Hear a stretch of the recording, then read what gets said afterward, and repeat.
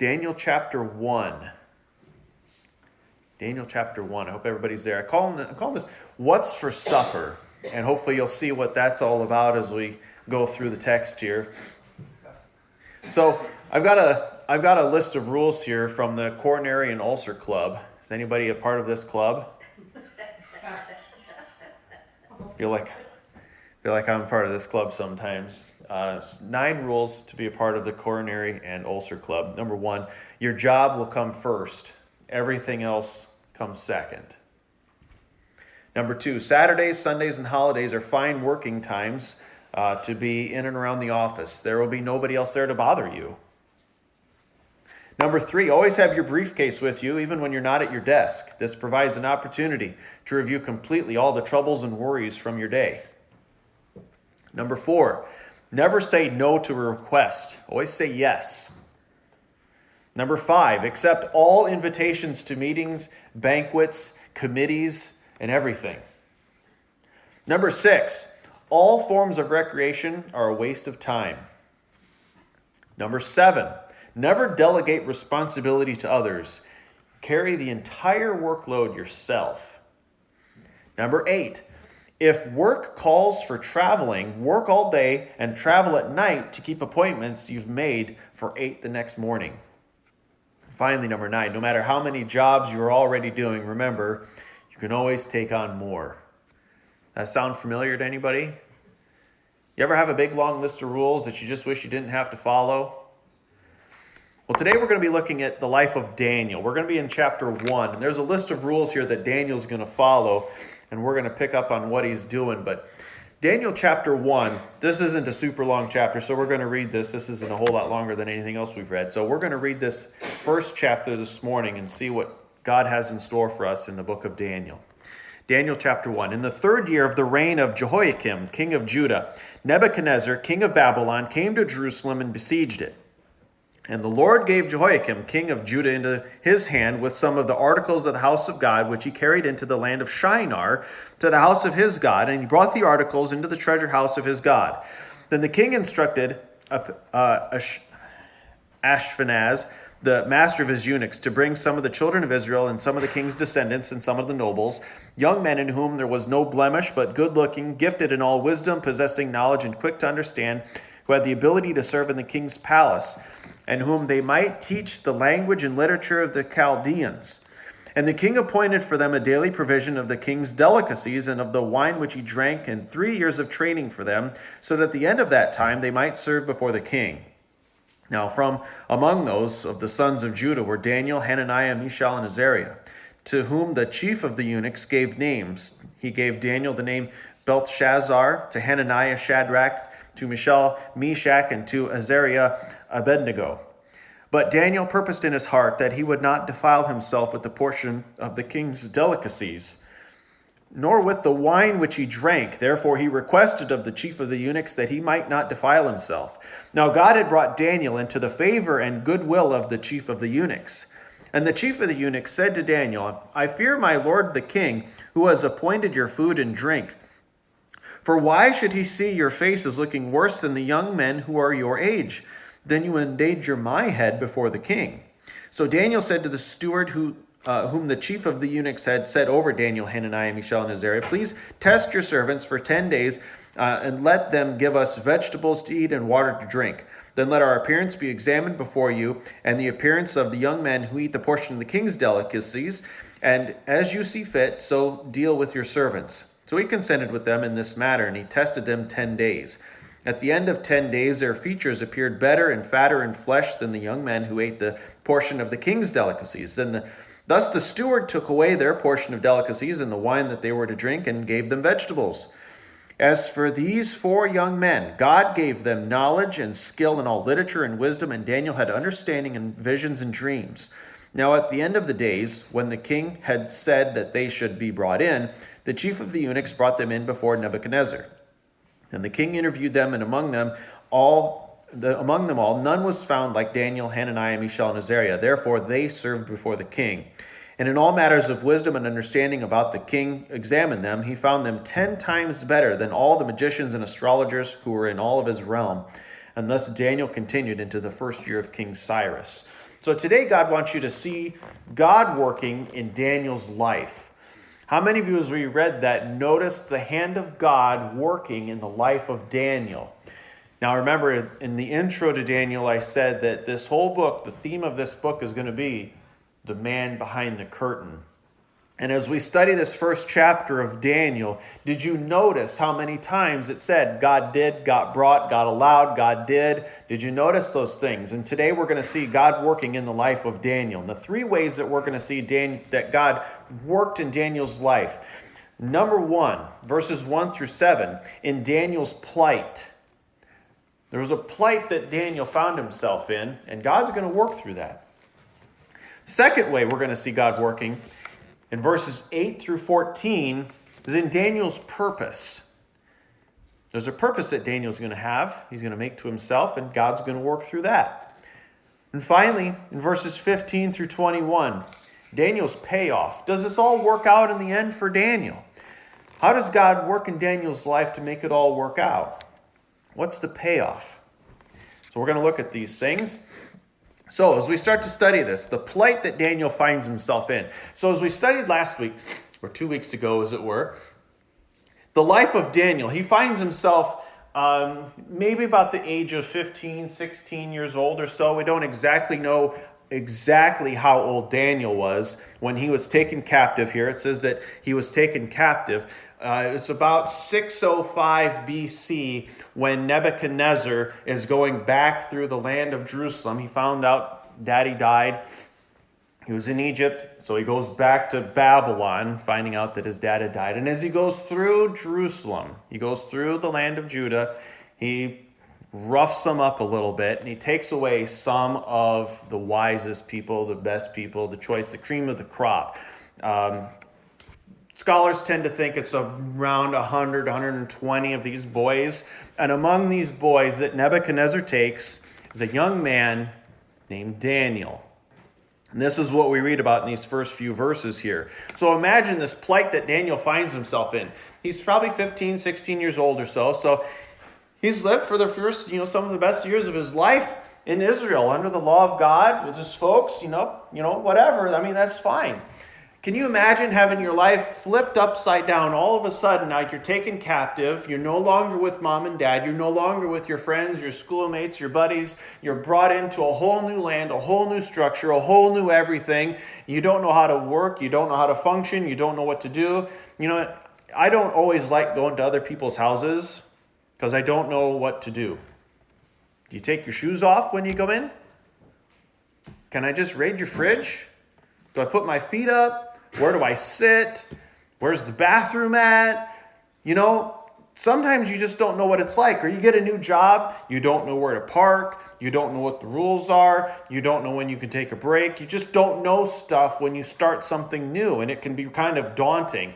And those are rather minor examples compared to what Daniel went through when he went from the land of Israel to the court of the king of Babylon, Nebuchadnezzar.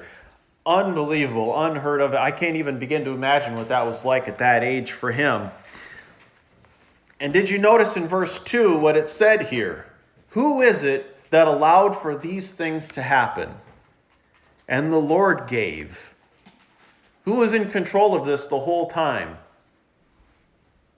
God is in control of the whole thing this whole time. God gave Jehoiakim, the king of Judah, into the hand of King Nebuchadnezzar. God allowed this to happen. You ever have something happen in your life and you wonder if God knew about it? If only God wasn't so incompetent, right? He wouldn't have allowed this to happen. If only God had half a brain, he'd have known not to do this. But for some reason, God allowed Nebuchadnezzar to besiege the land of Judah, to besiege Jerusalem, take these boys with him. And not only did he take these boys, did you catch what else Nebuchadnezzar took? Did you notice he raided the temple too? There's articles in the temple of God at this time. Artifacts, different vessels, it says. One of the things that would happen in these days when a conquering king would go through a land, he would say that the reason that he was able to win the day over his enemy is because his God is better. And therefore he gets to win. And Nebuchadnezzar won that day, which means what? His God is better than the God of Israel. Now, who's the God of Nebuchadnezzar and the God of the Babylonians? His name is Marduk, or Marduk, however you want to pronounce that. Marduk is better than the God of Israel. Therefore, we're going to take the vessels and the artifacts out of the temple of Israel and bring them back to Babylon in a show that our God is better. How do you think Daniel felt about that? How do you think Daniel felt about being taken away? How do you think Daniel felt about being taken into a strange land? That had to have been pretty rough. Quite a plight he finds himself in. And as we go through this, Nebuchadnezzar and his servants, this king of this chief of the eunuchs, they're going to try everything that they can to transform the life of these young boys, to brainwash them, to change them, to train them, whatever you want to call it.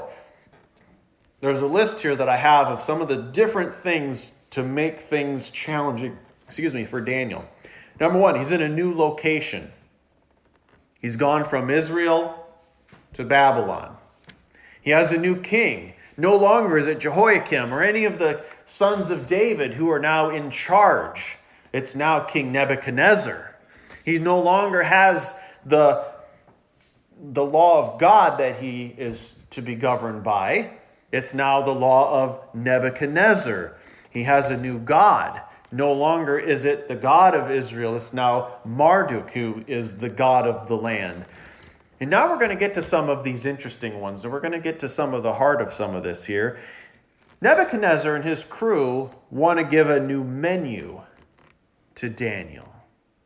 Now, I don't know if you've studied very much about some of the Old Testament laws regarding diet, but there's a certain set of rules for the Jews that they are allowed to eat, these dietary laws. Have you ever heard of anything being kosher before? That means it's okay for a Jewish person to eat. The way it's prepared, what's in it, etc. There's certain rules and stuff that the Old Testament gives that they're to follow. And if it's okay, that means that it's kosher for a Jew to eat. It's okay for Jewish people to eat. Nebuchadnezzar comes along, brings them into the land of Babylon, and he's going to do something really nice for these boys. What is it that he's going to do? I'm going to give them new food. Exactly. They have something new to eat. You're right, Julie. Go right ahead. It's all right. He gives them new food to eat. He gives them from the king's table. I mean, you want to talk about the best of the best food. Nebuchadnezzar had the best food possible. He had the best of the best. And you know who he's going to give it to? These boys. He's going to make them feel right at home. Time out. Is that food kosher? What if it's not kosher? Should these boys eat this food? The million-dollar question. How many times have you been in a situation, you're with some other people, and they do something, and you're wondering, do you do it too? Whether it's the beverages that are being served, the language being spoken, who knows what it could be. But you're in a land full of people who don't know God, who don't live by his rules, that don't do what he does, and you, for some reason, need or want to fit in. Do you do what they do? Keep in mind, Daniel is about 16 years old. Mom and Dad aren't around. Dad, I got a story for you. You ready? I remember when I was a kid, Mom would always say 5 cookies. Remember that? Want some Chips Ahoy cookies? You can have 5 cookies. You know how many times I had 5 cookies? Probably not as many times as you wanted me to have 5 cookies. And when I got older and Mom and Dad weren't around, you know how many times I had 5 cookies? I don't think to this day I've ever limited myself to 5 cookies for that reason. You know what happens when Mom and Dad aren't around? You feel a little bit more free. You do a little bit more what you want to do. Your wings spread a little further than they used to. He's young, he's got a mind of his own, and mom and dad aren't around. Boy, if there was a time where he could just eat the king's delicacies, today is that day for Daniel and his friends. Keep in mind, these 4 of them are not the only 4 that are in the land of Nebuchadnezzar. There could be 100 or so of them. And who is it that the Bible says does not partake of this food? It's just those 4. What happens when you're around a group of people who don't know God and they're doing things they shouldn't be doing and you kind of want to fit in? That's tough. What happens when you're around a group of people who are supposed to know God and they're not doing what they're supposed to be doing? How hard is that to do what you're supposed to be doing? That's rough. That's really hard. You know how hard it is to be good in the first place and do what you're supposed to do? And then all the people that you look up to and admire aren't doing any of those things. How tough was it for Daniel? The plight that he's in, the decisions that he's facing, the lifestyle that he's now having to endure. And not only that, there's one more change. They're going to get a new name. Why?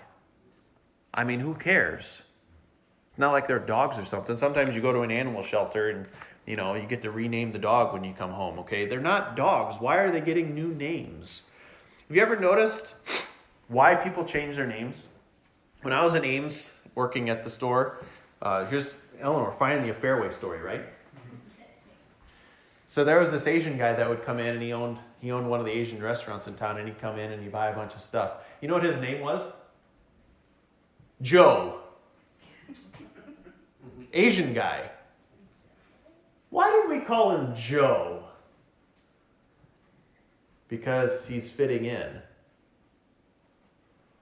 Because if you live in the United States, Joe is right, Joe?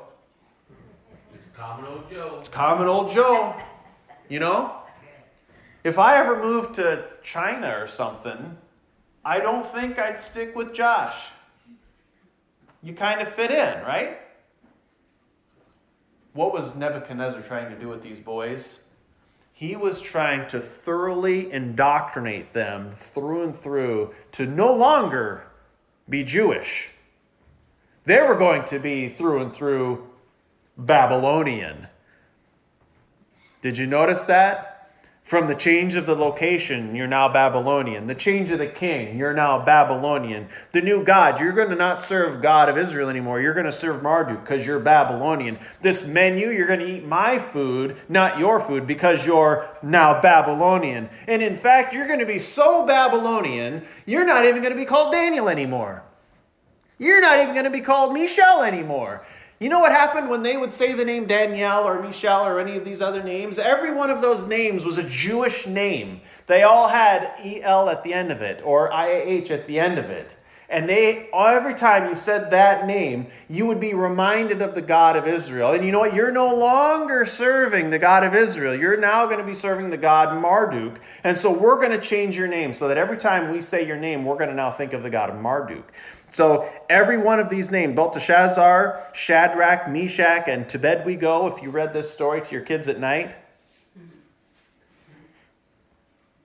you're now going to be reminded of Marduk. Because you're no longer in Israel. You're not a Jew anymore. That's the plight that they were in.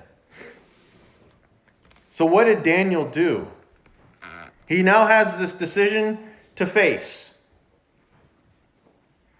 Do you continue to serve your God in spite of the fact that everyone and everything around you tells you that you are no longer Jewish?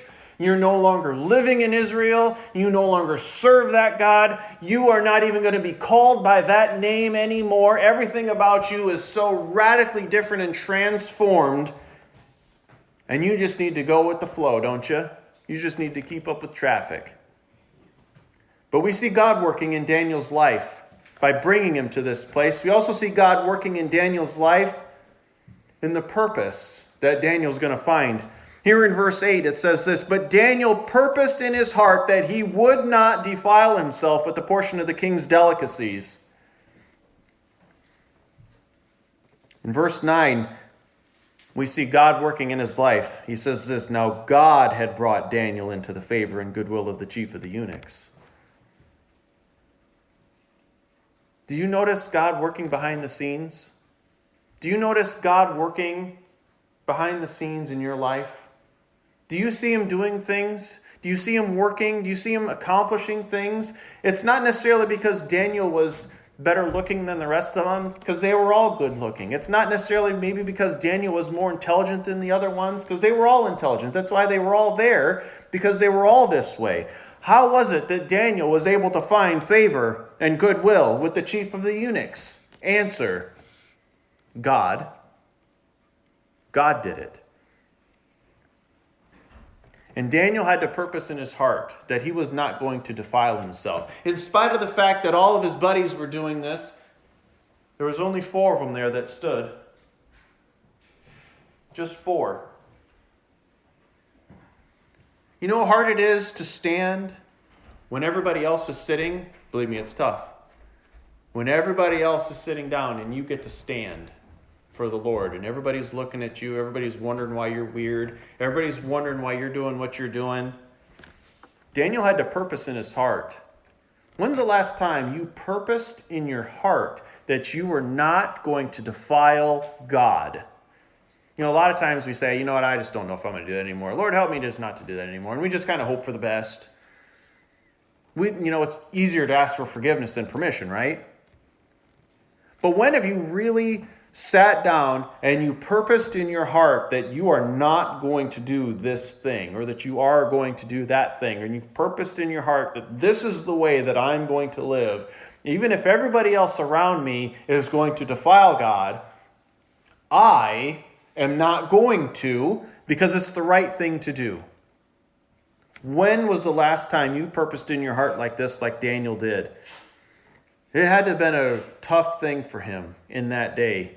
When mom and dad are gone, everything else has changed. He's in a radically different area of the world. Everything in his life is upside down. They want him to be thoroughly Babylonian. How easy would it have been to have just said, you know what, let's just go with the flow. This would be the easiest thing to do. The path of least resistance would just be to eat the food, to just move on with life. But Daniel purposed in his heart, and we see God working through his obedience. And he says to the chief of the eunuchs, I'm not going to eat this food. I'm going to eat the vegetables and the water. And the chief of the eunuchs, remember what he says? He goes, you know what? If you do that, you know who's really going to be in trouble? It's not you. It's me. I don't know if we can do that. And Daniel says, okay, you know what? I'll tell you what. Here's what we're going to do. We're going to have a little test. 10 days. You eat your food, I eat my food, and then we'll just see who's better. You know what? And if at the end of it, it doesn't work out, whatever. But let's just have a little test. How did it work out? They were healthier and better looking. What are the chances of that? Just vegetables. Nebuchadnezzar and his court, they thought they had the best diet. They had the best of everything. They had the best kingdom. They had the best empire. They had the best God. They had the best king. They had the best food, right?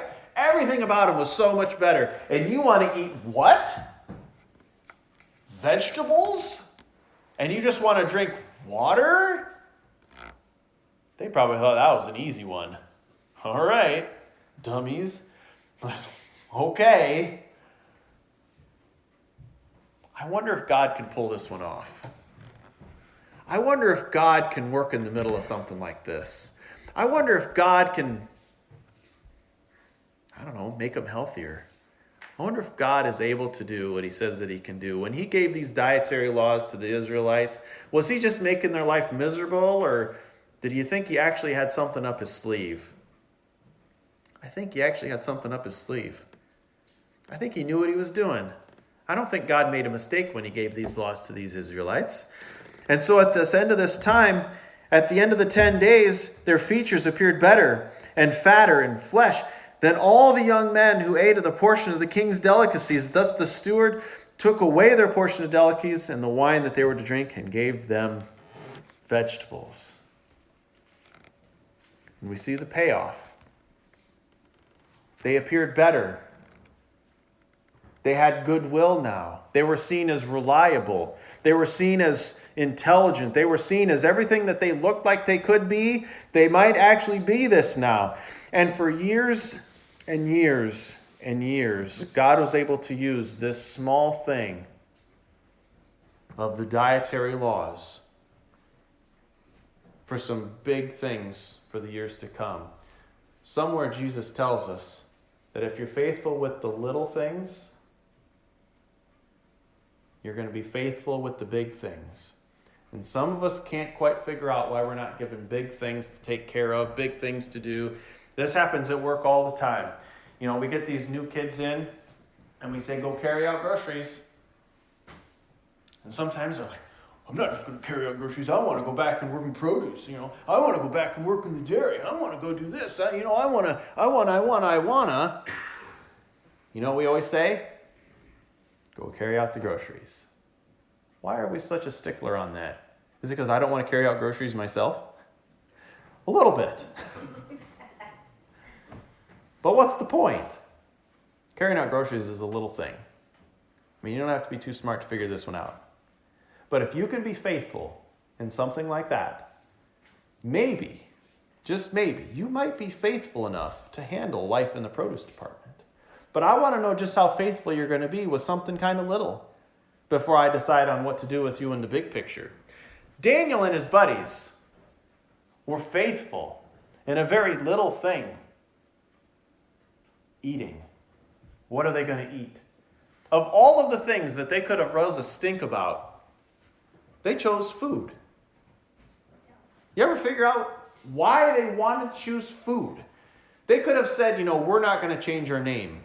We're not going to do this. We're going to sleep in these quarters, and we want to be together. And they could have rose a stink about anything they wanted to.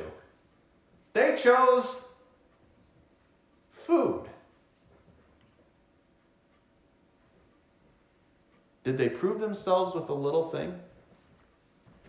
They proved themselves with a very little thing that we think of as eating. And God is able to pay that off. And it says, and these 4 young men, God gave them knowledge and skill. Why did God do this? Have you noticed now? This is at least 3 times in this one chapter. God gave, God brought, God did, God brought. The Lord gave. Have you noticed this over and over and over again? The man behind the curtain. These 4 men, God gave them knowledge and skill in all literature and wisdom, and Daniel had understanding in all visions and dreams. God is able to use these little things, these little victories, to give big payoffs in the end. And for years and years and years, God is able to use Daniel and his buddies for all kinds of different things. And you're like, how do you know that it was for years and years? Verse 21. Then Daniel continued into the first year of King Cyrus. And now that might not necessarily mean anything if you don't know your history.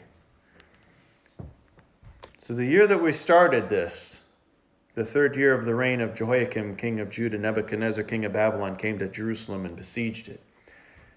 605 BC. First year of King Cyrus. Cyrus isn't even a Babylonian. Yeah, not even a Babylonian. I thought we were talking about Nebuchadnezzar and the Babylonians. We are. And Cyrus is not a Babylonian. In fact, God is able to take Daniel in his obedience and transcend empires. The Babylonian Empire only lasted maybe 70 years or something. Not very long. I mean, Kingdoms last a lot longer than 70 years. Even the United States has lasted longer than 70 years. It might not last another 70 years, but it's lasted longer than 70 years. Babylonian Empire didn't last a very long time. In fact, Daniel saw the end of it. He saw the beginning of the Persian Empire in its heyday under a man named Cyrus. The first year of King Cyrus, Cyrus was a Persian of the Medes and Persians. What year was that? 536 BC. Daniel lived and reigned with these empires for a long time. 70, maybe even 80 years. Daniel served under multiple empires, under multiple kings. And who was it that was working behind the scenes through these empires, these kings, to allow Daniel to serve in their courts? We're going to see as we go through Daniel. Daniel was number 2 in the empire of the Babylonians. Now, we haven't got there yet. I'm letting the cat out of the bag. If you've read it, you would know that. He was number 2. You know where else he was number 2? The Persian Empire. Wow. And where did it all start? With the question, what's for supper?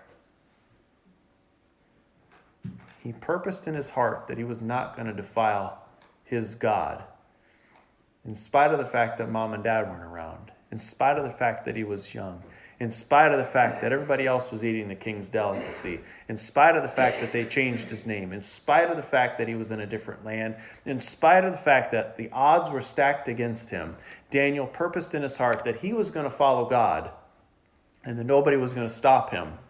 And God is able to take a one like that and take him, make him number 2, not only in the Babylonian Empire, but in the Persian Empire.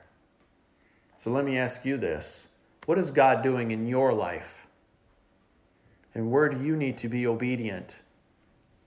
Even in the littlest of things, he expects obedience from us in even the littlest of things.